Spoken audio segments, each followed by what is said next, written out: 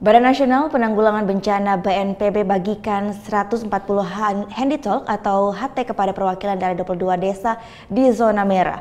Senin pagi nantinya HT ini terhubung dengan stasiun radio amatir untuk berikan informasi dan peringatan dini terkait aktivitas vulkanis Gunung Agung.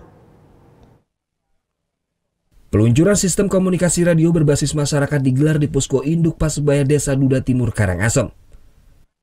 Sistem komunikasi ini bertujuan meningkatkan kesiapsiagaan warga terutama yang berada di kawasan rawan bencana atau zona merah dalam menghadapi bencana erupsi Gunung Agung. Sebanyak 22 perwakilan desa zona merah menerima handy talk atau HT yang mencapai 140 buah. Nantinya HT tersebut akan terhubung dengan stasiun radio amatir yang sebelumnya dipasang di berbagai titik. Operator akan secara berkala memberikan informasi terkini terkait aktivitas vulkanis Gunung Agung, serta memberikan peringatan dini jika sewaktu-waktu terjadi ancaman.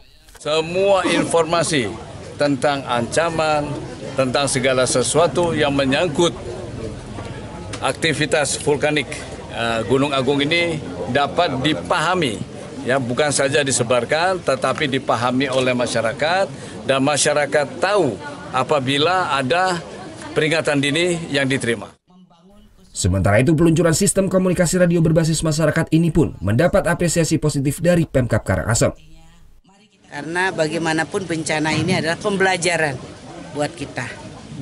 Jadi kita harus bersatu, intinya bergotong royong dan saling menyelamatkan. Saat ini terdapat 20 desa lereng gunung yang masuk dalam kawasan rawan bencana atau zona merah. Dengan diluncurkannya sistem komunikasi radio berbasis masyarakat, diharapkan mampu meminimalisir jumlah korban bencana erupsi Gunung Agung. Tim Liputan melaporkan untuk NET.